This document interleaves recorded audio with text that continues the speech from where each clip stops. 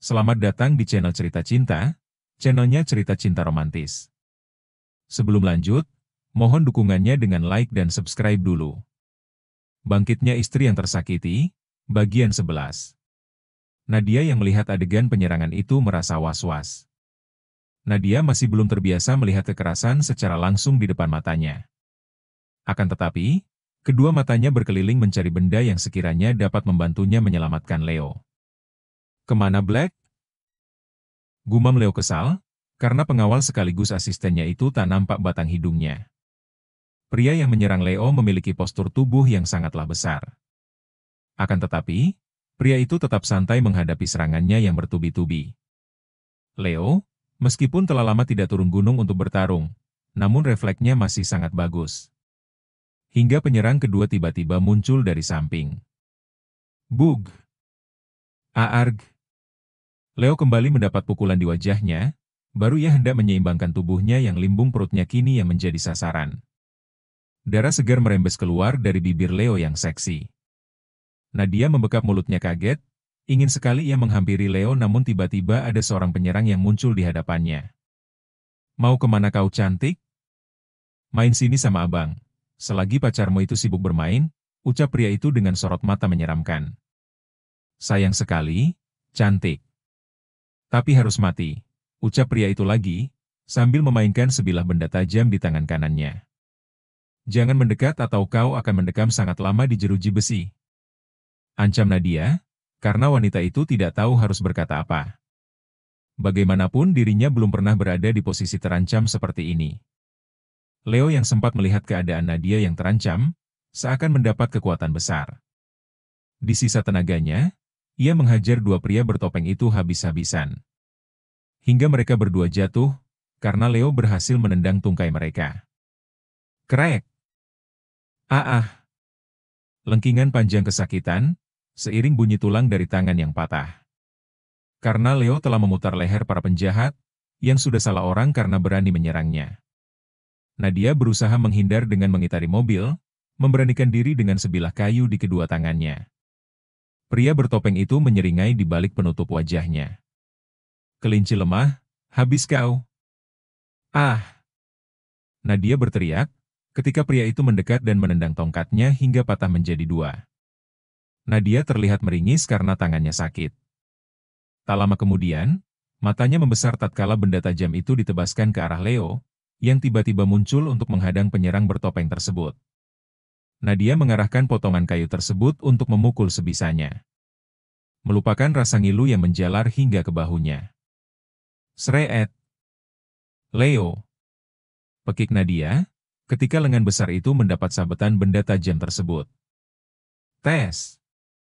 Darah segar merembes dan menodai kemeja putih yang pria itu kenakan. Rasakan ini!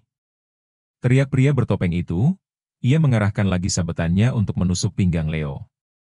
Nadia tak dapat berpikir apapun, wanita itu maju dan menghadang mata pisau dengan tubuhnya. Jab! Tak ayal Leo pun membelalakan kedua matanya, pertama kali ia melihat wanita yang mengorbankan keselamatan demi dirinya. Nadia tersungkur dalam pelukan Leo, pria itu menelan ludahnya dan menahan gemuruh di dalam dadanya.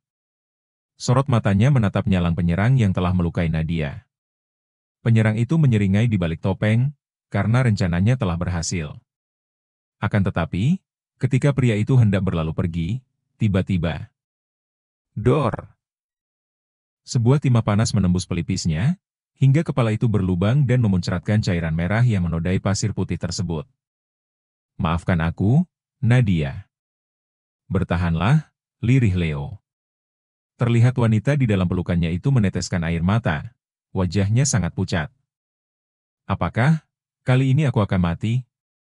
Kurasa kau tidak bisa menahanku lagi, ucap Nadia lirih dan terbata. Hentikan omong kosongmu. Tetaplah sadar, seru Leo.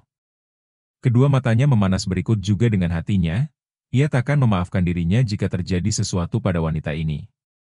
Maaf saya terlambat, Tuan. Mereka mengunci saya di dalam toilet, ucap Black menjelaskan kemana dirinya tadi. Cepat kita ke rumah sakit. Berikan aku sesuatu untuk... Leo tidak meneruskan ucapannya karena dirinya telah membuka kemeja dan menyobek benda itu dengan sengaja. Srek! Leo yang dibantu oleh Black, menggunakan potongan kain itu untuk menutup luka di pinggang Nadia. Apa Anda sengaja tidak mencabut pisaunya, Tuan? Tanya Black. Ya, tusukannya cukup dalam. Aku khawatir dia akan pendarahan. Biarlah begini saja, jelas Leo. Leo pun menggendong Nadia dan masuk ke dalam mobil. Kemudian Black membawanya dengan sangat cepat, hingga mereka sampai di rumah sakit terdekat dalam kurun waktu beberapa menit saja. Cepat selamatkan wanitaku. Teriakan Leo menggema di lobi rumah sakit tersebut, hingga para tenaga medis berlarian ke sumber suara. Maaf, Anda hanya bisa menunggu di luar ruangan. Pria dewasa itu pun meletakkan badannya kasar di kursi ruang tunggu, tubuhnya sakit semua.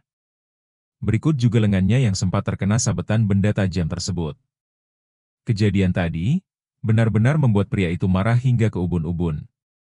Wanita bodoh, kenapa kau mengorbankan nyawamu untukku? Guman Leo dengan kedua mata yang terpejam. Pria itu menyenderkan tubuhnya ke sandaran kursi, dengan wajah sedikit mendongak.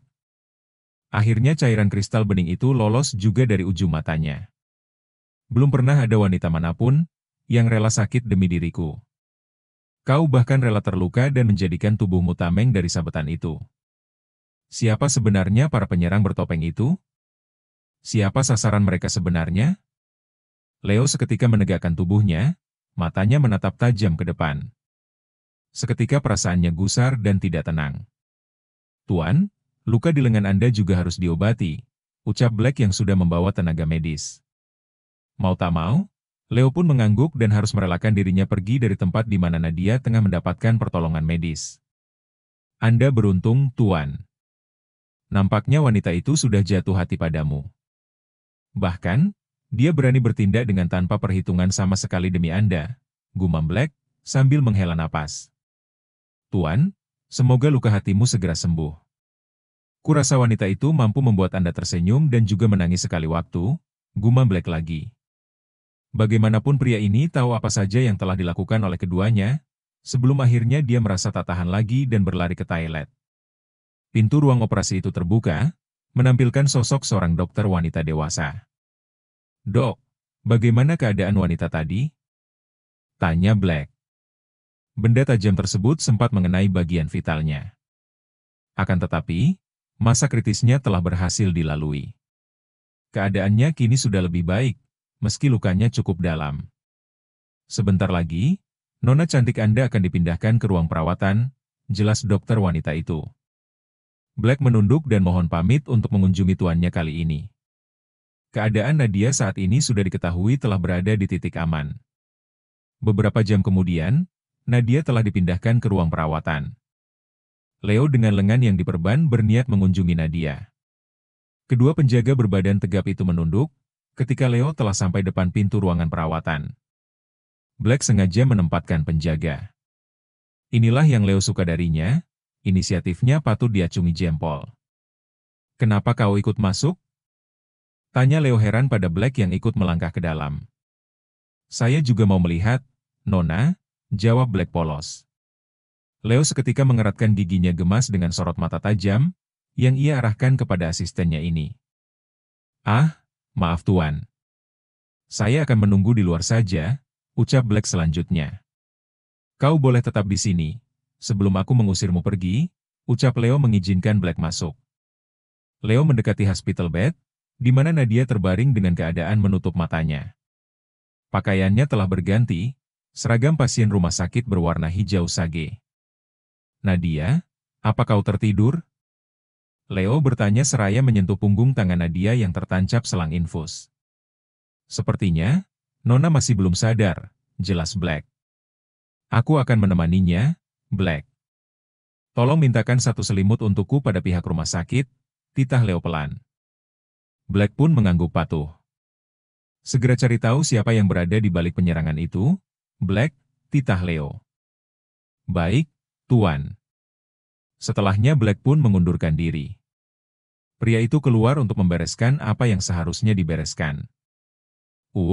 Terdengar lenguhan pelan dari bibir Nadia yang pucat dan kering. Nadia, kau sudah bangun? Tanya Leo, seraya mendekat. Air, ucapnya parau.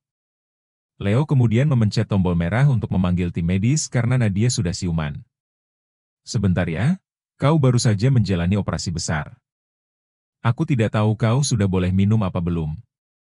Bersabarlah sebentar lagi, Nadia, jelas Leo dengan tatapan tak tega. Au. Nadia terdengar mengerang kecil seraya memegangi pinggangnya. Nat, apanya yang sakit? Biar aku panggilkan dokter. Leo hendak berlalu pergi, namun tangan Nadia mencekalnya. Aku takut, jangan tinggalkan aku sendirian. Tempat ini dingin dan sepi, ucap Nadia lirih, berusaha menahan Leo, dengan tatapan yang sulit diartikan. Tapi tadi kau terlihat kesakitan, bagaimana kalau itu berbahaya? Tunggulah sebentar saja, ucap Leo berupaya membujuk Nadia. Aku hanya butuh kau di sini. Nadia tiba-tiba saja menangis, cekalannya semakin kuat pada pergelangan tangan Leo. Leo pun membalas tatapan itu, entah kenapa hatinya bergetar. Ia merasakan perasaan yang kuat dan dalam, dari wanita yang terbaring dengan raut ketakutan itu. Baiklah, aku janji tidak akan kemana-mana. Tapi, tanganmu ini jangan banyak bergerak nanti infusannya macet.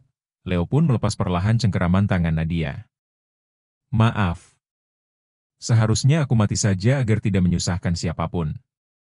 Kau pasti akan membayar mahal untuk biaya operasi dan perawatanku ini, ucap Nadia lirih. Hentikan omong kosongmu itu. Teriak Leo, disusul dengan kedatangan tim dokter yang akan memeriksa pasien. Nadia kaget dan mendongak seketika, hingga mata berairnya beradu pandang dengan iris pekat milik Leo. Pria itu tak banyak bicara lagi dan memilih minggir, untuk membiarkan para dokter memeriksa keadaan Nadia.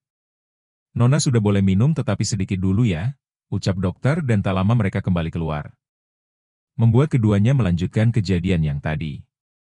Minumlah, Leo menyodorkan sebotol air mineral dengan sedotan di depan bibir Nadia yang kering. Tidak ada satupun manusia yang dapat menentukan akhir hidupnya. Leo berkata dengan wajah yang keras, karena tak suka dengan ucapan Nadia. Pandangannya tak terlepas sedikit pun dari wajah cantik yang mendung itu. Apa kau lupa janjimu? Tanya Leo, dengan aura dingin dan datarnya. Janji apa? Tanya Nadia, sambil sesekali menyeka pipinya yang basah.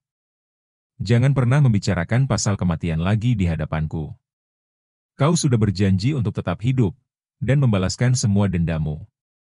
Jadi, jangan menangis lagi di hadapanku ataupun di belakangku. Kejadian ini kuharap takkan terulang lagi. Kau tak perlu mengorbankan dirimu, ucap Leo. Bibirnya berbicara begitu dekat dengan telinga Nadia. Embusan hangat dari napas pria itu, membuat hati Nadia berdesir aneh. Karena kini posisi pria itu yang condong dan sedikit maju. Sehingga bibir Leo pun menempel di telinga Nadia, lalu pria itu mengecupnya lembut.